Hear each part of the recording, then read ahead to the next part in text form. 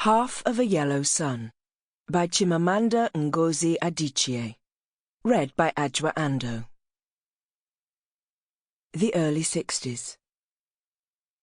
Master was a little crazy.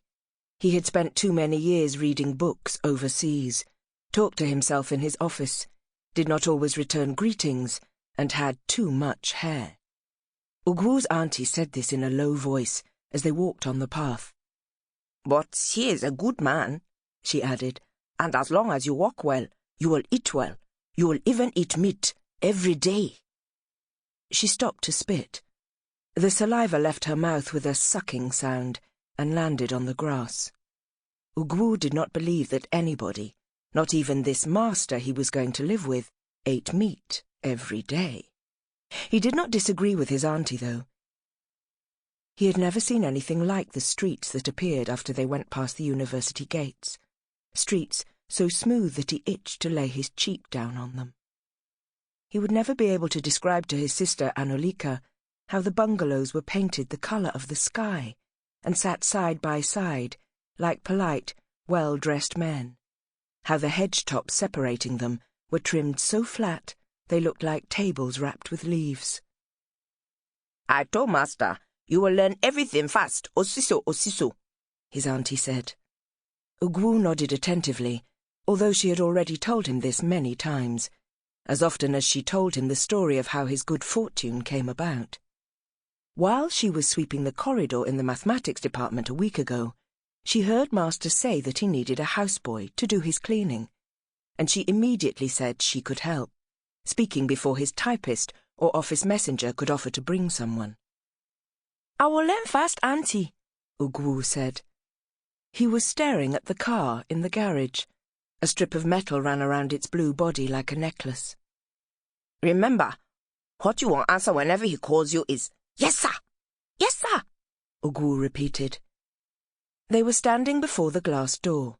Ogwu held back from reaching out to touch the cement wall, to see how different it would feel from the mud walls of his mother's hut that still bore the faint patterns of moulding fingers. His auntie tapped on the glass. A voice said in English, "Yes, come in." Ogwu had never seen a room so wide.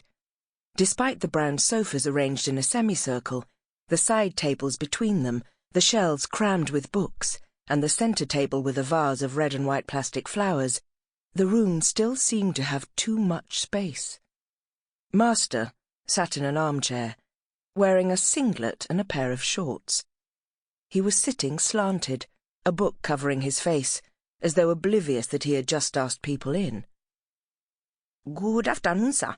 This is the child," Ogwu's auntie said. Master looked up.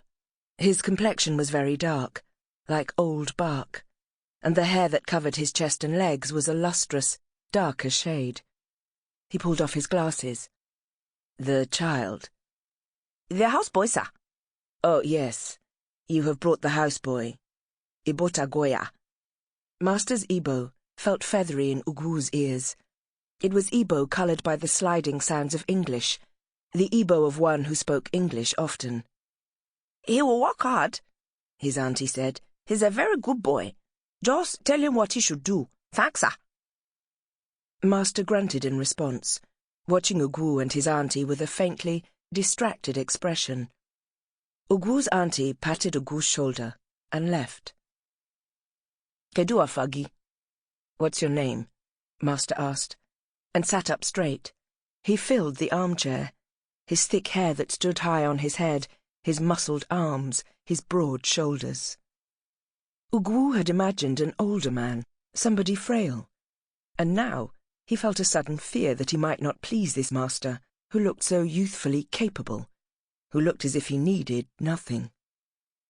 "Ogwu, sir." "Ogwu. And you've come from Abuba?"